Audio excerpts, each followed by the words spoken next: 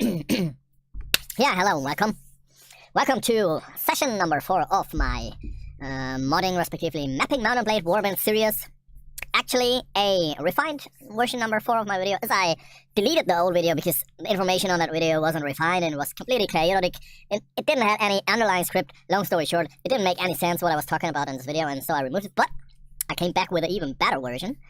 And yeah, my name is Creatoxx, and we're just going to get right into it by... Wait, let me figure something. Here's, I got the low detailed version. By refining some of the information that I gave you in the last video. I just wanted something here up, so because you actually want to maybe check on this before we proceed about the borders. As you learned in the last video, you're supposed to pull out your borders to the point where you do no longer want to exceed with your player, where you don't want to go in game. And there's one vital information I completely forgot about. The yellow border is actually the point of no exceed, okay? The yellow border is the important. That's the camera limit, and that's where you're not able to go with a player. And you want to notice that. That's important, that you push the yellow border to the edge of your map, not the red border, okay? That's very important. And why we are here, because in this video we are going to cover, as I already mentioned in the last video, that performance is a very potential argument in how you want to shape your maps, okay? And I already mentioned how there is less detail with less vertex count. As you can see here, the map isn't very detailed. Though if I open up the minimap, you'll see I still have a very realistic looking like Europe. You can still see the Italian boot, you can still see the Spanish glove, you can still see the Scandinavian line, but it's much more undetailed than in my high detail vertex map, okay? But this obviously here gives you much better performance, and actually that's a density count of 0.1. I was working with a density count of 0.5, as you know, and I still have the same resolution of 1920 to 1580. And yeah, the reason why I'm showing you this again is the subject of this video, as we are going into Blender to refine our map. And before we're going to proceed into this direction, I want to show you something else first. I just wanted to cover that little bit of information because you need to see it globally. You need to this little snippet of information so that we can so that you understand what I'm going to show you next, okay? And the next thing you want to do now is, as always, open your map in Cartographer, okay? Because I'm now going to show you how you're actually exporting the map in Cartographer so that you can use it in Blender. And you just want to go into the Cartographer, hit F8. Sure, only after you fix your borders and fix your settlements, okay? Make sure that you got everything of that covered. And as you can see, for example, there is one or two settlements not where they are supposed to be. Simply that's because of I'm using a low resolution map here, just for showing you in the video for better performance, okay? However, in Cartographer you want to press F8. Give your object that you want to export a proper name, and then add .obg to the end of the file name, okay? For me, that would be a Europa map .obg. And then you just want to hit save, and then it will export this map as a object file, as you can see here. And just for the purpose of this video, I extracted and made a high definition map, and I made a low definition map, or respectively a high detail map and a low detail map. And I got this as well in my project folder. I got a high detail map, text data, and low detail. I just have to rename whenever I want to work with them. But as I said, the first thing I'm now going to show you is actually a extracted version of come on, fuck this, get out of there. A extracted version of the original Warband map. Okay, that's the first thing that I want to show you, because I want to mention some things that will be the subject of this video, okay? And I want to show you how the developers made their map. And I also extracted a map from a very prominent mod. But first we're going to take a look at this map here. And yeah, what I wanted to show you in the original map of Warband is how those vertexes are distributed. We already talked about vertexes in the last video. You already should know what vertexes are, okay? And there's one more thing to mention, one more important thing to mention here. We are talking about vertexes. If you go down here, you have a selection mode. You can select vertexes, you can select edges, and you can select faces in Blender, okay? And so that you just know what we are talking about. If you click down here and you select vertexes and then right-click on any of those points here, you have a vertex selected. If you go to the edge selector and click any of those lines, you have a edge selected. okay? If you click down here and use the face selector and click in any of the room in between those two other entities, you're having a face selected, okay? On all those three combined, build a triangle. They can also build a quad, but for the Warband map, you always want to have triangle shape. It's done for performance reasons and for detail reasons. It's just much better by that. But like that. But that's important to know, okay? You need to understand when I'm talking about vertexes, when I'm talking about edges, and when I'm talking about faces. And now if we select the whole map again, as you can see, there's a very, how should I say, equally distributed amount of vertexes. And as I said in the last video, very much vertexes in the area where the player is actually moving in game and where you actually are playing. And the further you go out on the map, the lower the detail of the triangles, respectively, the vertex is going to be, okay? That's done for performance reasons. So, what that means is, you can basically, in the room, in the space where the player is playing game, you actually use this high vertex count to better shape the land, so that you get a higher detailed impression of the world map. And then they just reduce the vertex amount when going out of the map, because you can't see beyond that point. If you remember right, in Warband you have fog here, and usually, even no matter how you zoom the camera or no matter how far you try to go out beyond this border point, you can't see anything there at all. So you can, you don't get an impression of detail beyond that point. And that's why they basically could reduce the amount of vertexes on this part of the map, okay?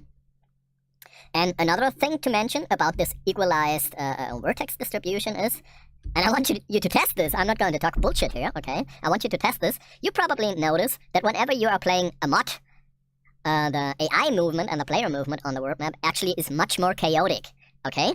They often switch between lines, and they often hop around on the map, and they not always take a straight route. But on the Warband map, and I want you to test this so that you know that I'm not talking bullshit, they always take a straight line. They always move a straight line. You will never see them hop around like that, like I'm doing here with a crosshair. They will always proceed to one point in one line, then they're moving on the next line, just like a train. They are moving like a train. It's fucking hilarious, to be honest.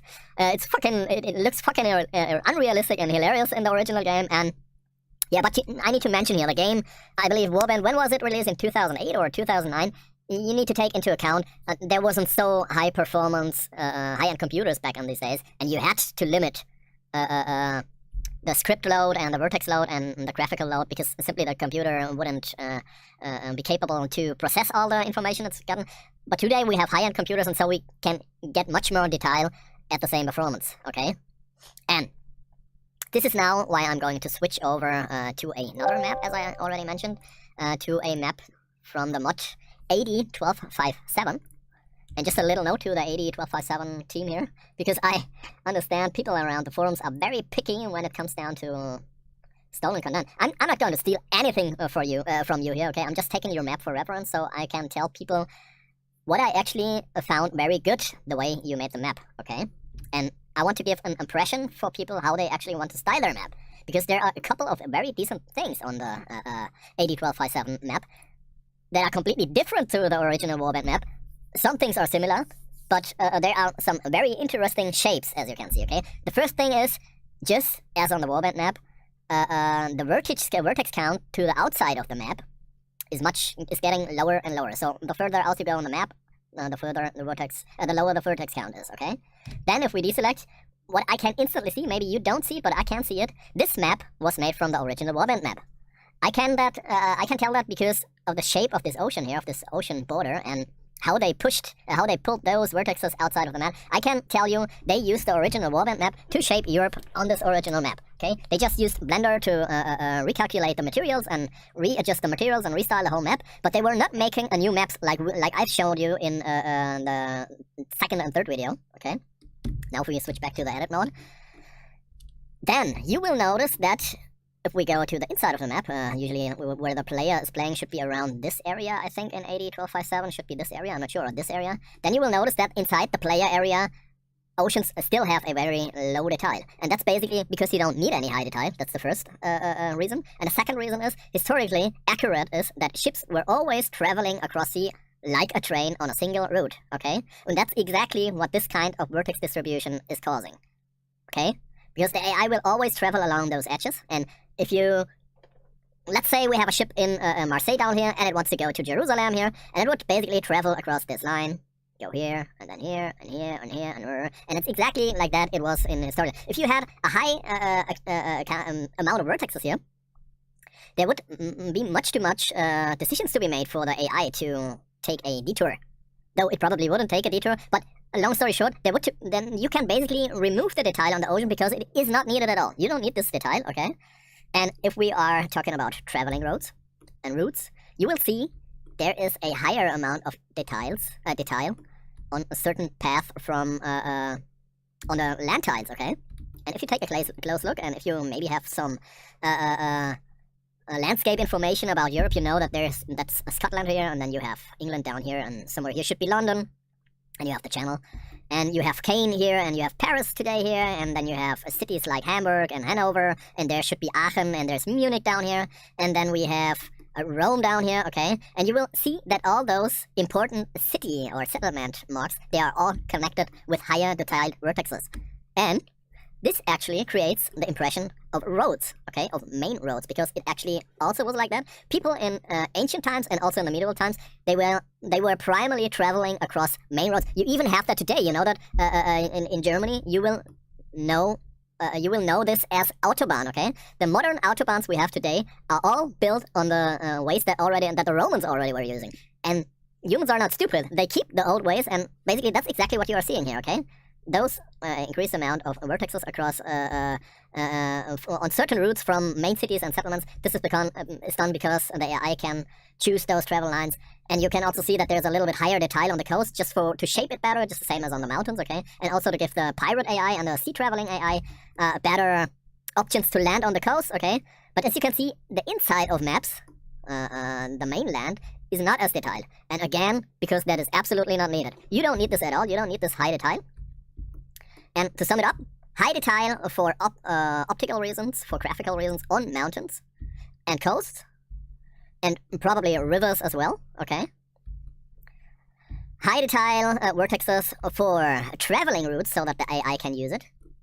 And the same is true for river crossings where you are supposed to put bridges on. But low detail on the outside of the map, on the ocean tiles, and some of the inner regions of the land. And by that, you also have a effective AI effective and a performance effective distribution of vertexes, because you will also see that the distribution compared to the Warband map is much more chaotic. It's not as equal as on the Warband map. You don't have the equal amount of vertexes placed in the inside. They are basically completely chaotic, and that's because they created every vertex by hand. Okay, you can see that there has been put a lot of work into this map, and it's very decently done. Though I have to mention one thing here, I wouldn't have done it like that. If you specifically watch this, take a look at this, and take a look at this border range, I wouldn't have done it like that and down here, okay? I would have tried to shape it more like that, because that's actually very good, but that isn't the way you want to have the map shape. I can imagine that this potentially is a cause of crash, because the way the vertexes are distributed here, and the faces and the textures are placed on the faces are actually what have the textures on them. This is potentially a messed up mesh part that could potentially crash the game, okay? I'm not sure how it is in Mount&Blade Warband or Mount&Blade modding in general, but I know that such a messed up mesh in Skyrim would totally crash the game, okay? On a minute-like base. And that's the only thing that I could complain about on the map. But the rest of the map is very decently and professionally done. And you will also figure this in the game, because the AI acts much better, okay? In my opinion, it acts much more realistic, it acts much more lifelike, and much less robotic, okay? It acts much more chaotic and incomprehensible. And yeah, that's just what I wanted to say about how you want to style your map. And now we're going to go out, and I'm going to cut the video here, because I have to ready some things up again in order to proceed with the information that I actually want to transport to you. And cut is done. I'll be back in less than a second, I think. And here we are now, basically coming now to the main subject of this video.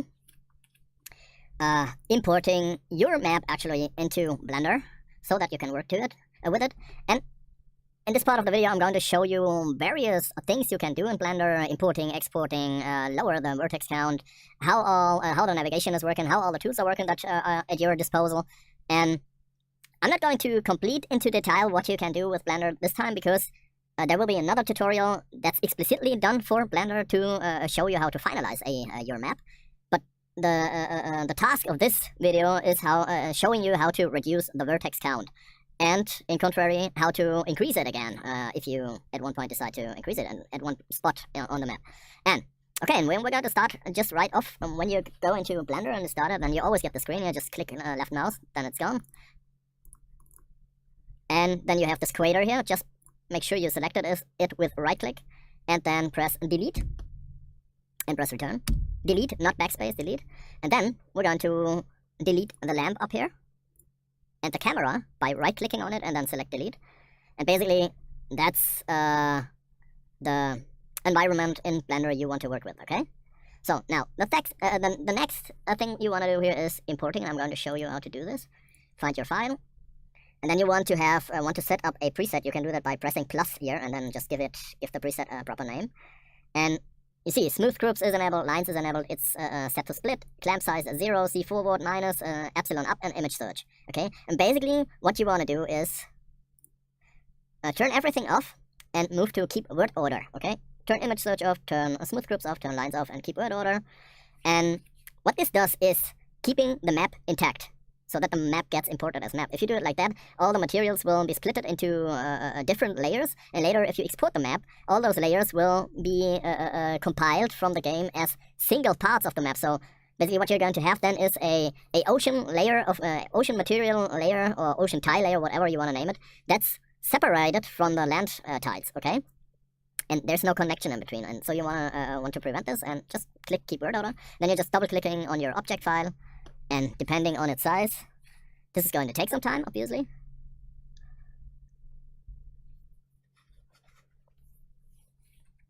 So, and once we're in, the first thing I want you to learn here is the navigation and the hotkeys, okay? So, the first thing you're going to do is, when you uploaded your map, is pressing A. A deselects and selects everything, okay? When pressing A, you will select everything of the map. You can also see this up here. It also gets indicated up here if you press A again. For sure in the render screen, you see that the icon is no longer highlighted. And if you press A again when selected, then it is highlighted. Okay, so first make sure you deselect everything. Then press your middle mouse button and move your mouse by holding the middle mouse button. This will, as you can see, will move around the cursor point. Okay, now scroll back. This will zoom out. Scroll forward with the mouse, this will zoom in. Okay? Middle mouse, rotate, zoom in, zoom out. Now, press, what was it again? Press the left mouse key wherever you want. I'm going to zoom out here and press there. Then the cursor gets placed there. And now press home. On German keyboards, this is position 1. Just press home. And then you will be moved to this, exactly to that spot, okay? Or no, it's Alt Home. I'm sorry, you need to press Alt Home. So, now there you are. And now, press Shift and the middle mouse button. And then you will pan the map. Okay? So that's the most important keys to mention here. A for selecting and deselecting. Middle mouse button to place the cursor. Alt Home to travel to it. Scroll in and out to zoom in and out. Rotate the map with middle mouse key, and Shift and middle mouse key will pan the map, okay? And don't try anything in Blender before you did not master the navigation. That's very important here to mention. And another very important key is pressing Ctrl Z, as this will undo whatever you did on your map. This will undo things. And yeah, I'm probably going to mention further hotkeys during the course of this introduction here, tutorial video. And now, before we go to the subject of showing you how to effectively reduce the vertex count, I'm first going to show you various options you have to actually forward this, okay? And for this, we're first going to switch to edit mode. And you can do this by just opening the tree here and just click this triangle button. Or you can just press tab. If you press tab, you switch between object mode and you switch between edit mode, okay? Then you can see in the edit mode, you have all those triangles already selected, which gives you a sluggish performance, and you can basically use the A key at this point. And so you have all the orange colors, so all the triangles are deselected, okay? And the place where I wanted to show you how to reduce the vertex count would be out on the ocean here. And edit mode, object mode, we already had that. And the first thing that you could actually do is, in edit mode, press B. Okay, with B, there will this crosshair come up, and then you can just left click with the mouse and drag a border. And this way you will border select the triangles, okay? You can also press C, and then you will have this circle, and you can individually select the triangles with it. You can also make the circle bigger or smaller, and it should be like here somewhere. The settings for the circle should be on options, I guess. Ah yeah, just scrolling out and scrolling in the mouse will increase the size of the circle tool. And just going back, just going to undo change here, if it just would. Clearly it doesn't. Oh yeah, you first need to deselect, and this is done by just pressing ESC. Just press ESC, and then you can press A to deselect everything again. Those are the selection methods. And now, what you can do to reduce triangle count is by selecting, and then you would just press delete. And then you will have this menu, and then you can choose between a limited dissolve or dissolve vertices, and you can even delete them, but I don't recommend deleting them, as this will create holes in your map. Dissolve vertices is basically a more radical form of limited dissolve, and yeah, we're just going to press limited dissolve here.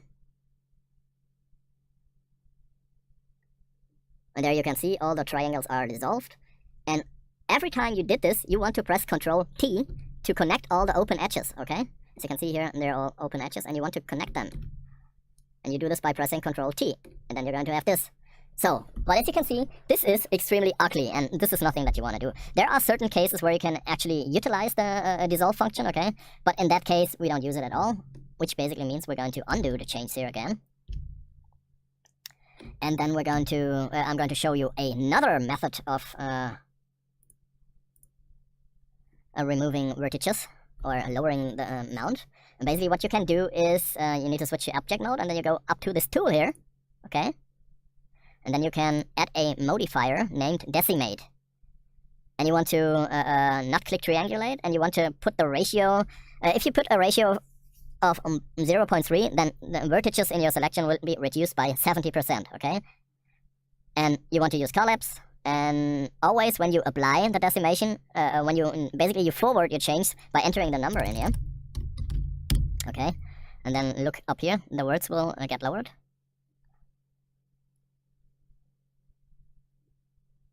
And we have 760,000 now, and they go into drop to around 250,000 or something like that, so 228,000. And in order to apply the change in edit mode, you need to press apply here, okay?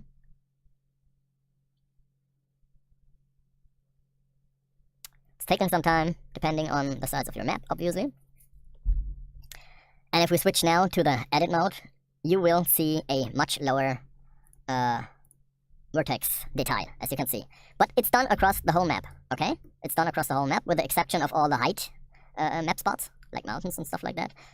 You can individually change this by applying vertex groups, okay? You just press a group, and then you can select a material in, let's take the water material here, select it, and then you're going to go to the group again and just press assign.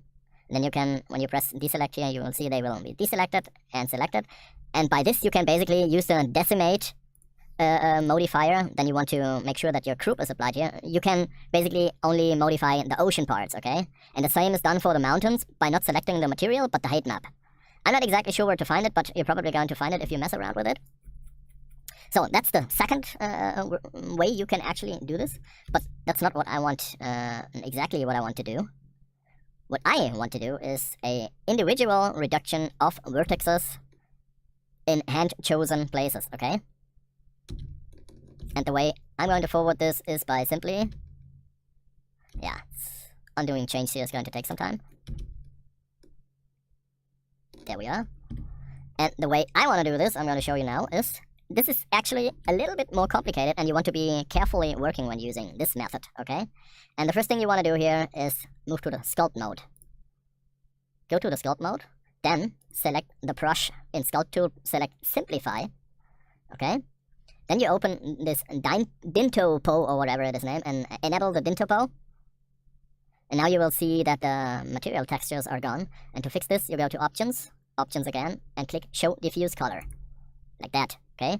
It will not exactly show you the detail, but it's still enough for us to work. Then you go back to Tools, and one more important thing here to do is that you actually open the Symmetry and Lock, and you want to enable the X, and make sure that everything down here is enabled, and here as well. What this does is making sure that only one side of the map is modified. If you keep X unselected, then the other side of the map will equally be changed, okay? So if you do something in this spot, it's going to happen here as well, okay? And you're going to make sure that you click the X here and lock the X, epsilon, and Z's down here. So and then everything will perfectly work.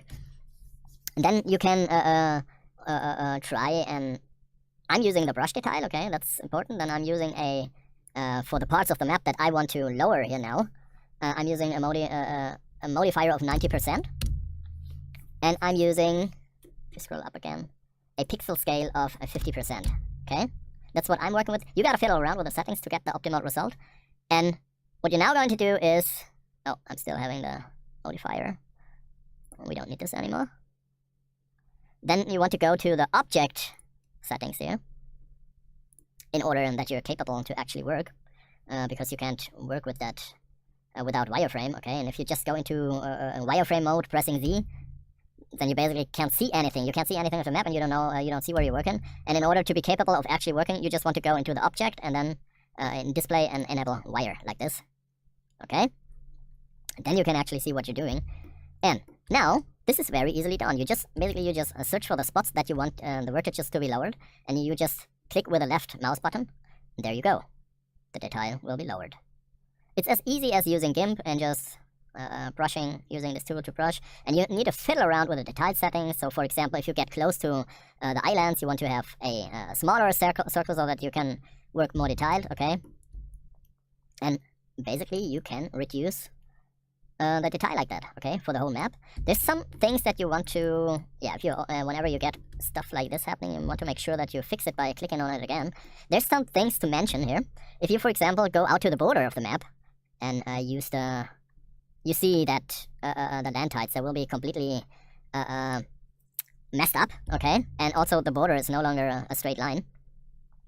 And yeah, basically you can fix this by getting into edit mode and make a border selection, and then you want to go, wait, I'm gonna show you. Come on, edit mode, border selection, and then you can just use the clean up function here. Or you can use the edge function and use search for any fixes here, okay? I'm not exactly sure because I haven't done it yet, but you want to fiddle around with it, and basically there is a function so that the borders will snap again, that they will be straight, but you don't need this. You don't need this at all, okay? You don't need any straight lines here. You can basically modify the land, but as you've seen, it will be very undetailed if you work like that, and you will maybe want to do it in another way like that, yeah? And yeah, another thing for certain, because this part of the map is not supposed to be land at all, okay? And that's another function I'm going to show you now, is how to make those land tiles, turn them into ocean. Basically, you'd select them in edit mode again, then you go up here to the material, and just click on water, in this case, and just press assign. And there you go. All those tiles are now water tiles, okay? And you can singularly select those faces here by, again, choosing the face selector. I showed you before how you do this.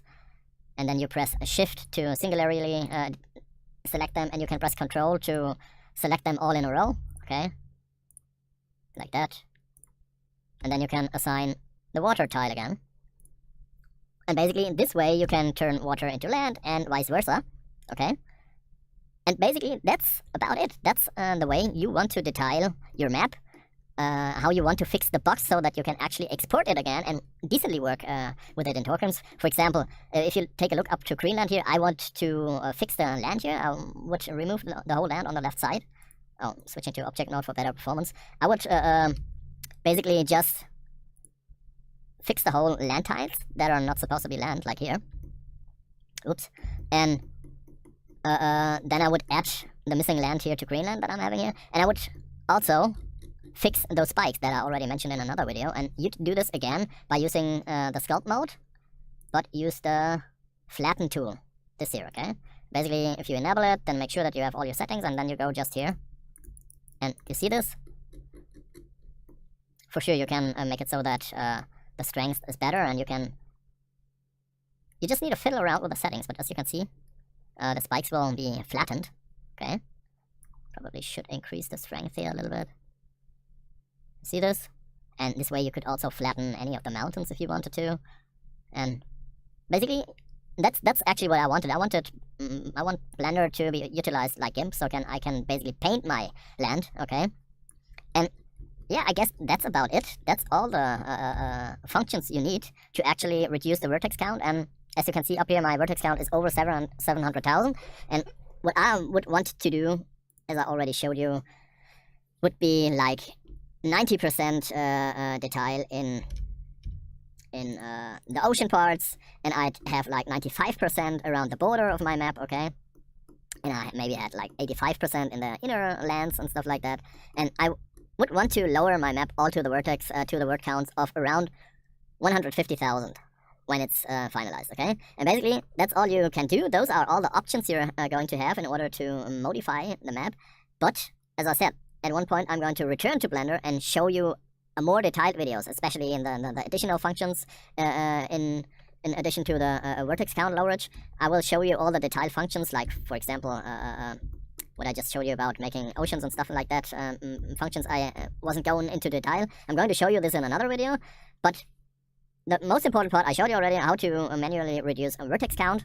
And you want to forward this change in the map for all the land and ocean parts, how you want them, and aim for 150,000 words. And you're going to do forward detail work later when you return for finalization in Blender, and then you will lose even more words. But that's what you want to achieve, okay? And once you've done that, you want to export your map. Export wavefront object. Make sure that you will select later your map that you're actually working with. I'm not going to select it at this point because I want to work with it. And again, make a preset. And now carefully take a look at what is going to be changed, okay? The default is object as objects, write materials, include UVs, write normals, include edges, and apply modifiers. Z forward and epsilon up is as always, and down here is also as always. And if I enable my preset, you're going to see selection only, apply modifiers, include UVs, write materials, triangulate faces, material groups, and keep vertex order. And selection only also means you're supposed to make sure that you only have your Europe map selected, okay? And when you're leaving when you are leaving the editor, when you're exporting your object file, you also want to make sure that this group is deleted so that it doesn't show up here and doesn't get exported with the file together. So you want to make sure that you select the Europe map here, okay? And you can test this if you rotate and you have this orange border around it, then you made sure that the Europe map is selected. And then you just go to export, as I explained previously, and make sure that you have the settings enabled, as I said. Like this, selection only, apply modifiers, blah, blah, blah. And then you just double-click your Europe map object, and the map will be exported, okay? And that's it for Blender. And then you would just go out, go into Cartographer.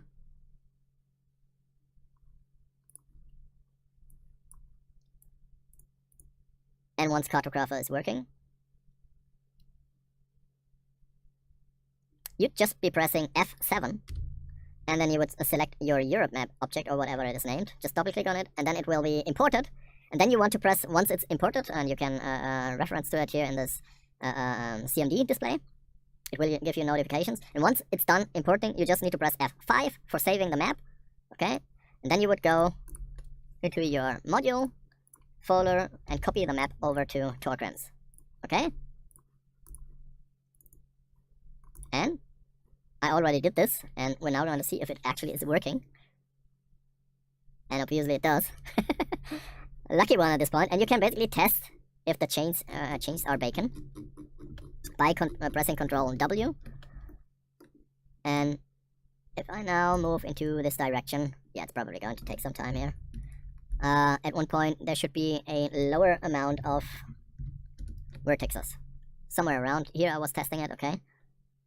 And yeah, come on.